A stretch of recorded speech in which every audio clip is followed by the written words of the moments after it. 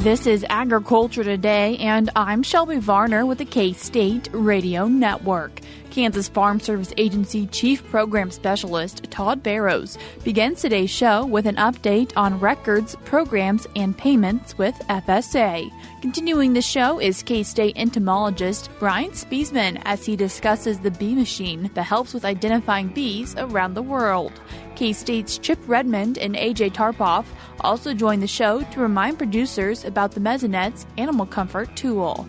Brad White, Bob Larson, and Phillip Lancaster from the Beef Cattle Institute complete today's show with this week's Ask the Experts.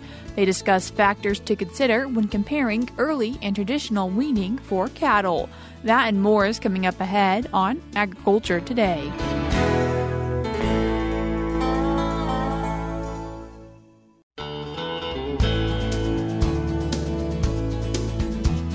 You're tuned in to Agriculture Today, and we start our Wednesday show this week with some information from the Kansas Farm Service Agency. And this week we're joined by Chief Program Specialist Todd Barrows. Todd, thanks for joining us today. Hey, Shelby. Thanks for having me over. It's great to be with you and the listeners again this afternoon and to talk over some program highlights and some things just to kind of remind them of as we go through this fall season.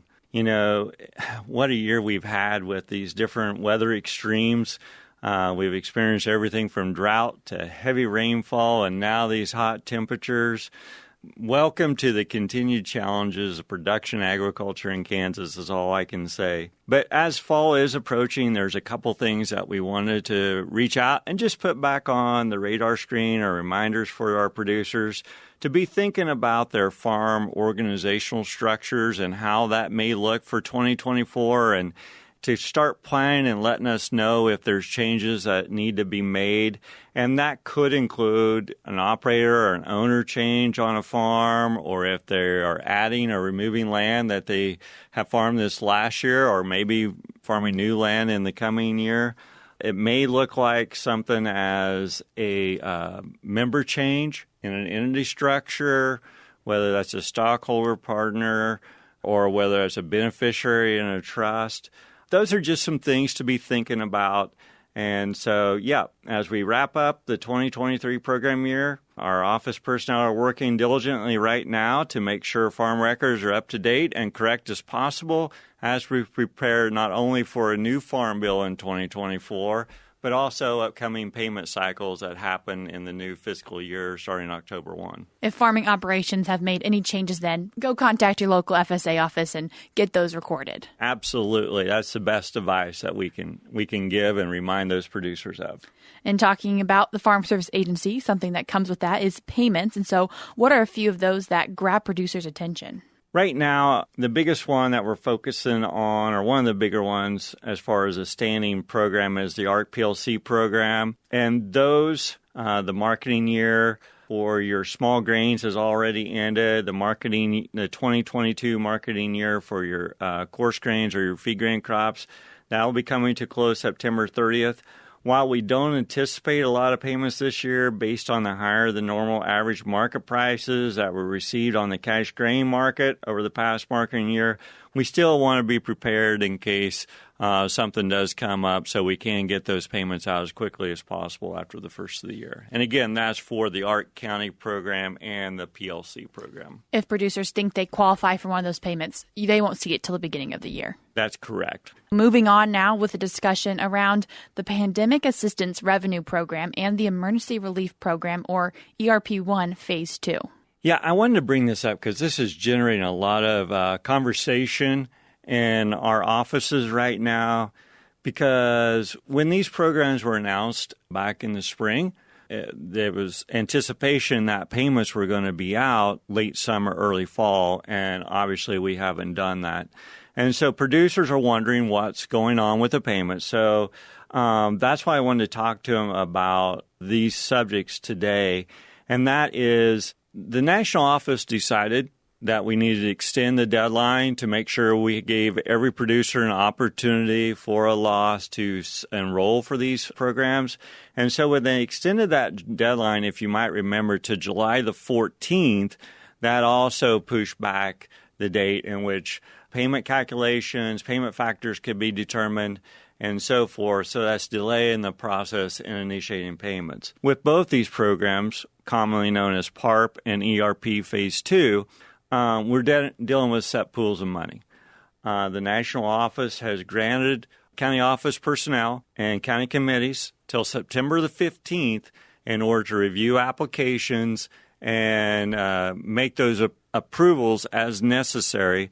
And those approvals have to be in the system before a national payment factor can be determined.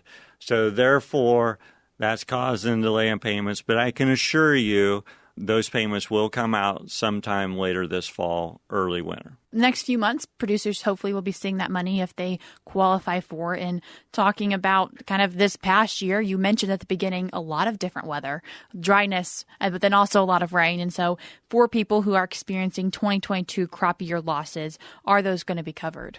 Yeah, and that's the other flip side of that is, unfortunately, because we have the same personnel covering both the 20 and 21 crop year losses as 2022, that's pushed back the implementation of that 2022 crop year losses. They are covered. They will be covered. Legislation has already been passed. It's been signed into law by the president back last December.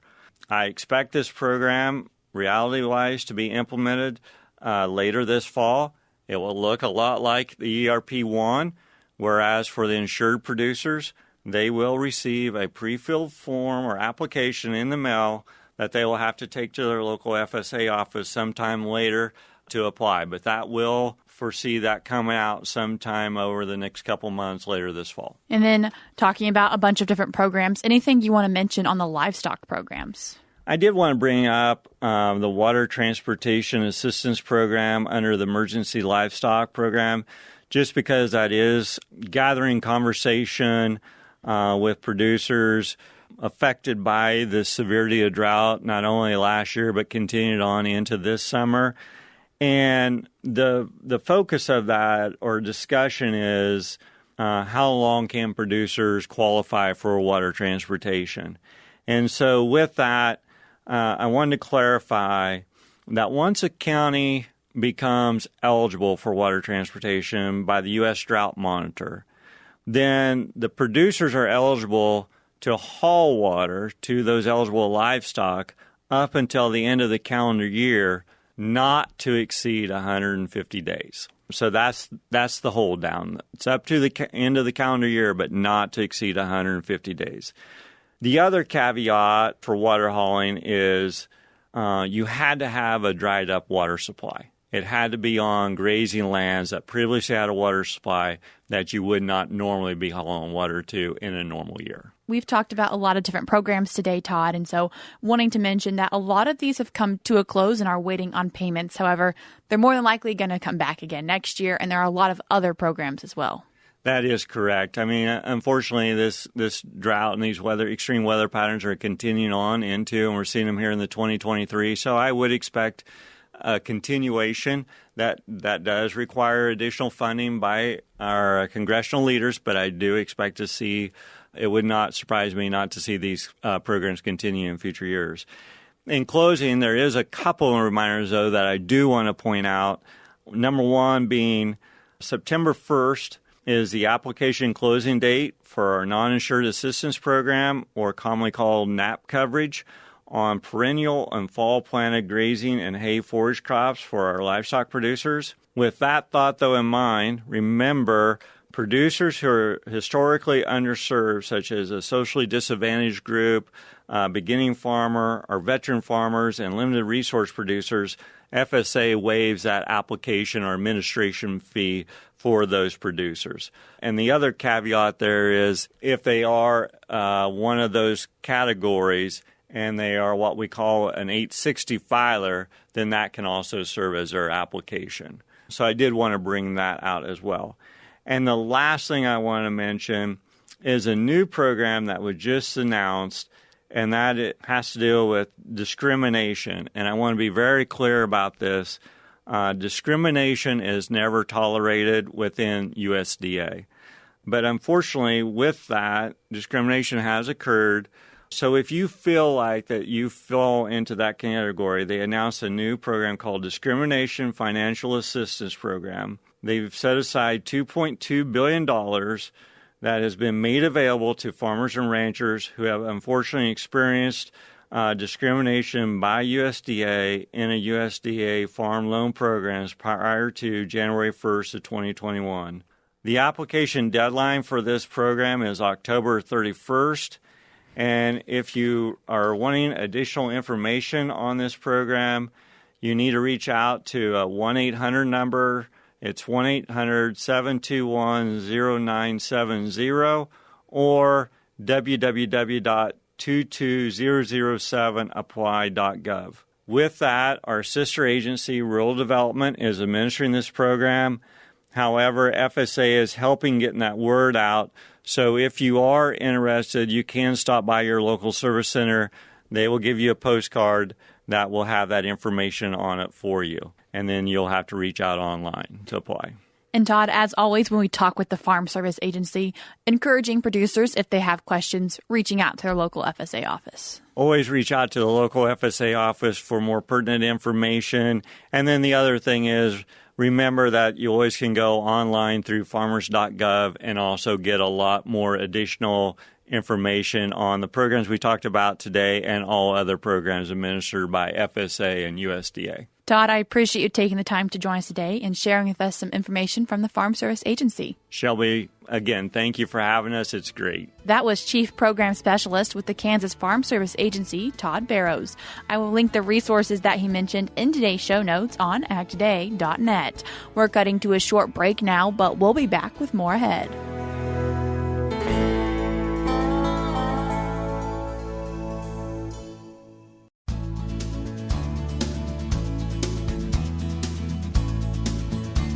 You're tuned in to Agriculture Today, and we continue our Wednesday show now, discussing some new technology at Kansas State University. And in to talk about it, we have Key State entomologist Brian Speisman. Brian, thanks for joining us today. Thanks for having me. That new technology to talk about today, the bee machine. And so what is the bee machine? Bee machine is a mobile app. It's also available on a website. It's a way for people to upload an image of a bee and use an AI algorithm to identify it for you. What is the purpose of it? So Bee Machine was originally designed, or the original goal of it was for scientists to be able to use to identify bees. So there's over 20,000 different species of bees in the world, and it turns out they're really hard to identify.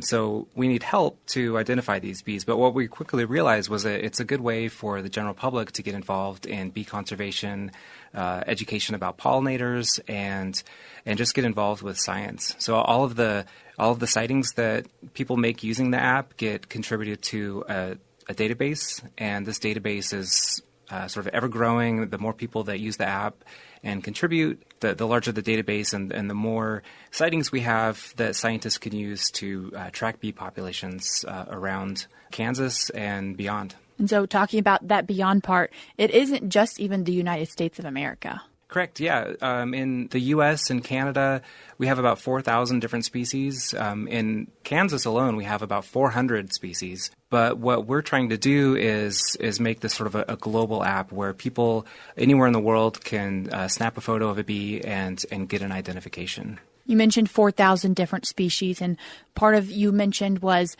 that you're still kind of teaching the AI of this app. Yeah, so it works pretty good for bumblebees. In Kansas, we have 6 different bumblebee species.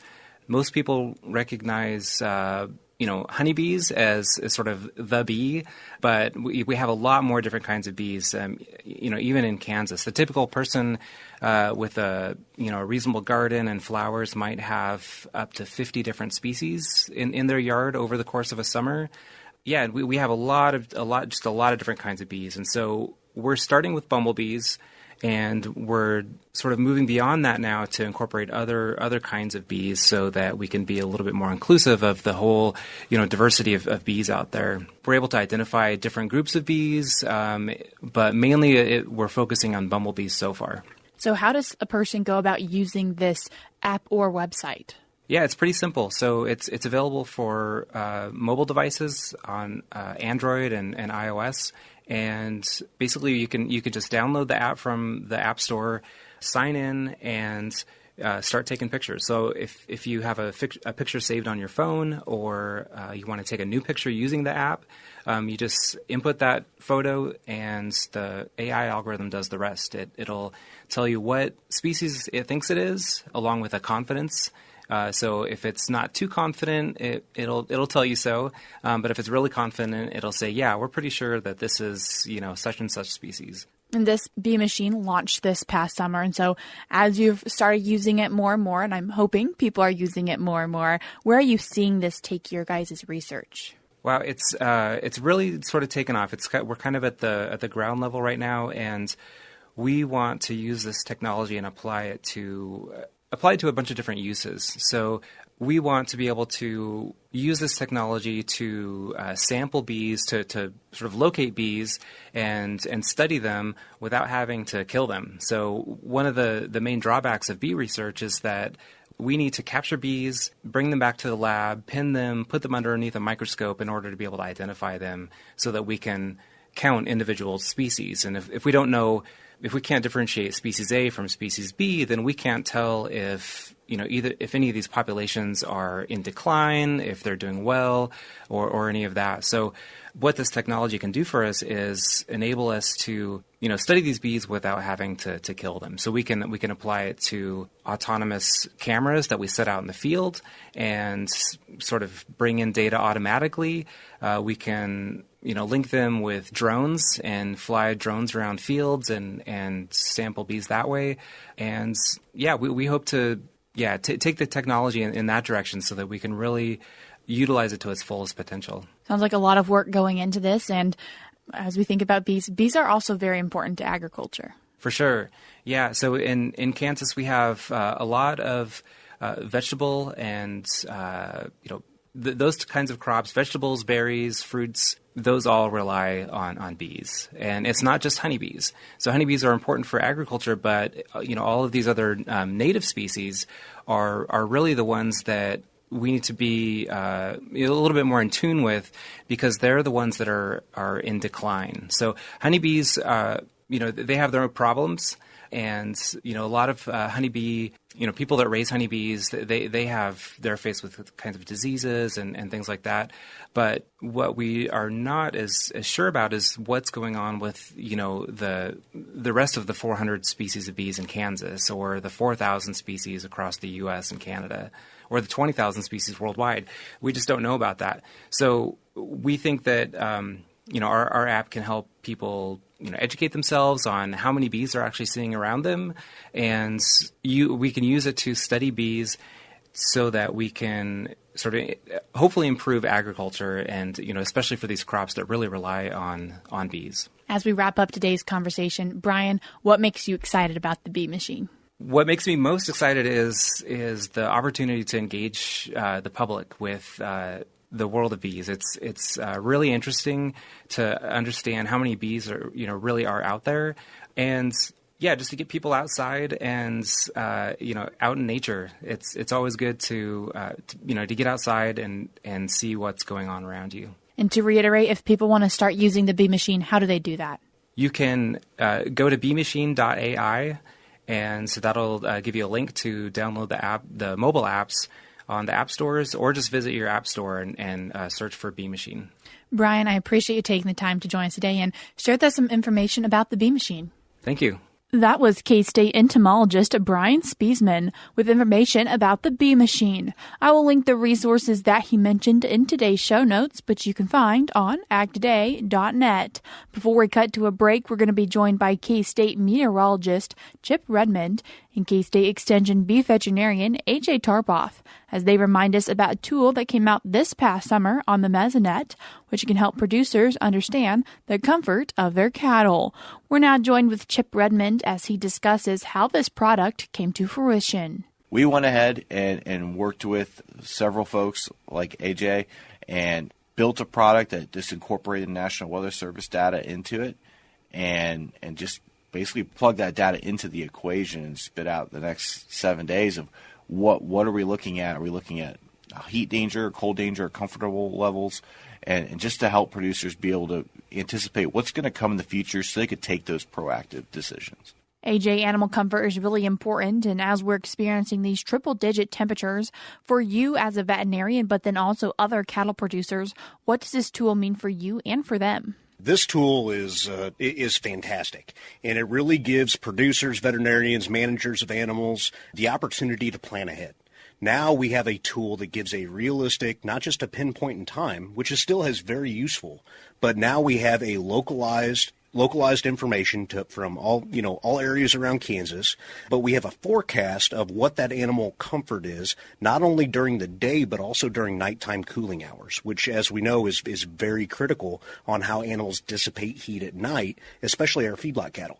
So now we have this localized information that is truly put into the Animal Comfort Index for cattle, but we're looking at that. But we have it out to 7 days. And the graphs are really easy to understand. They're very easy to use. That, Monday morning you can jump in and open up the Mesonet and you can plan ahead that say, hey, Tuesday or Wednesday and Thursday, we're going to have some elevated temperatures. We're going to have increased heat load on those animals. That gives us time to plan and implement some of those heat stress mitigation strategies prior to the event. A.J., as this airs, it's very, very hot outside. However, it is worth mentioning that this animal comfort care tool is for hot and for cold when thinking about their comfort. It is. It's hot and cold, and that's one very unique thing, that it goes hot to cold and everything in between, that we truly have those outputs, which is fantastic with the Mesonet. It gives us that outlook out to several days where we can plan ahead, get a plan in place, and be able to have that implemented before those stressors occur. So really encouraging producers, whether small or large, take the time to look at it and see, do I need to plan ahead? Maybe make sure I have shade and extra water for my livestock. An extra day or two, it goes a long way in getting those plans incorporated, because usually it's a lot of employees, a lot of hands on deck, that now we can more effectively utilize our labor, utilize the tools that we have available, and utilize the understanding on how to best mitigate those stressors, and we can have a better plan. Rather than reactive, now we're proactive. That was K-State Extension beef veterinarian A.J. Tarpoff, and he was joined by K-State meteorologist Chip Redmond. If you'd like to find this animal comfort tool, you can do so by going to the Kansas Mesonet website. The address for that is mesonet.ksu.edu. That is mesonet.ksu.edu.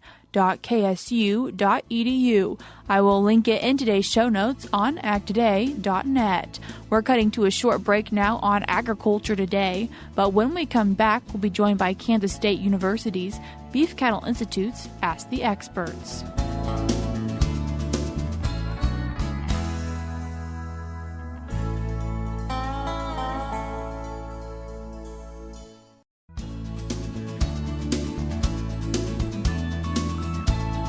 You're tuned back in to Agriculture Today, and we finish our Wednesday show with BCI's Brad White, Bob Larson, and Phillip Lancaster. Hi, welcome to Beef Cattle Institute's Ask the Experts, where our experts will answer your questions. I've got two great experts with me today, Dr. Phillip Lancaster and Dr. Bob Larson. Today's question is all about, should we wean early or at what I'm going to call traditional time, which would be 7 to 8 months of age.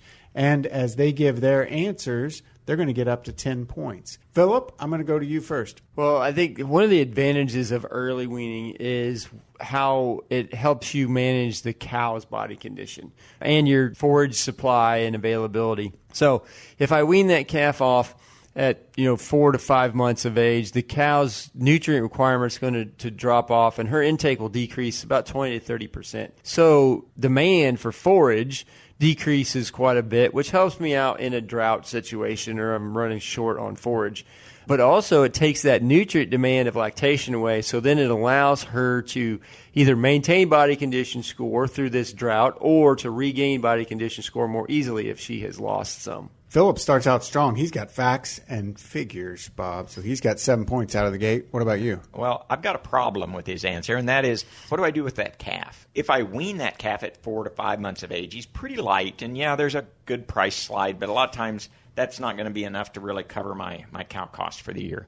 So I'd like that calf to grow out and be a little bit bigger. So therefore, I need a diet that can do that. And if I don't really have the facilities to either feed a higher concentrate diet, or I don't have some green growing forage to put them on because it's a drought situation, a lot of times I don't have a good plan for what to do with that early, lighter, weaned calf. And if I can't grow them at a cost-effective way, I don't reap the benefits. Yes, I decrease some of my cow costs, but I also decrease my income. Okay, so you're saying traditional weaning then? Yeah, I think there's a lot of times that the traditional weaning date has been based on kind of matching what tends to work a lot of times. Okay, excellent. So Bob starts out with 6 points. Phillip, come back and tell me a little bit and maybe address Bob's question. How do you manage those early weaned calves, and what do you do differently? So that is the issue with early weaning, in my opinion, is how do you manage those early weaned calves, especially a ranch that doesn't typically do it, so you don't necessarily have the facilities, and so that becomes a real challenge. And so you need either a high-quality forage, so you've got maybe some summer annual that you were able to plant that you could graze through late summer and early fall, or you got to be able to put them in a dry lot and feed them a high-quality ration. And even if you put them on grass, they're going to need a good amount of supplement. So probably 1.5% to 2% of body weight of a high-energy supplement, even with the good forage, to keep them gaining what they need to gain. And so that becomes a real challenge. Do you have the feedstuffs available? Do you have the ability to mix the diet? Do you have the ability to deliver the right amount? And so that those calves do well through the rest of that normal weaning time until you would traditionally sell them at 7 or 8 months of age. Good point. You have to think through how we're going to manage those calves. I'm going to flip it around a little bit, Bob, and the question I'm going to ask you is not about the calves, but about the cows. And why do we wean at 7 months of age? Is that because that's when cows stop lactating, or would they continue lactating if we don't wean at that time? Should we maybe even prolong it? Well, it is interesting that by 6 to 7 months, 7, 8 months, the lactation has really decreased a lot. In fact, some cows, if you went out there and really checked them, they aren't lactating anymore. The calf may still be suckling, but there's really not much milk there. And by that time, the calf is getting a fair amount of their nutrients from the forage. And so it kind of makes sense that if you were out and totally, no humans were involved, I think weaning would be a little bit later than this, but those calves would be at least partially weaning themselves by this time, and they probably are in a ranch situation too. And so it kind of makes sense that this is when we observe animals and we go, hey, it's about time to take them off. Yeah, absolutely. And I think great points on both sides there. And both of you are saying there may be times, especially in a drought scenario, where early weaning makes sense. Mm-hmm. And then, Bob, you're saying on the flip side, be sure that you measure your costs and inputs that go into it. Bob ended up with 9 points, Phillip with 8. Thank you guys for joining us. Thanks for your question. If you have another question for us, you can send us an email at bci@ksu.edu. Once again, that was BCI's Ask the Experts. That's all we have for you this week on Agriculture Today, but we'll be back with more for you tomorrow.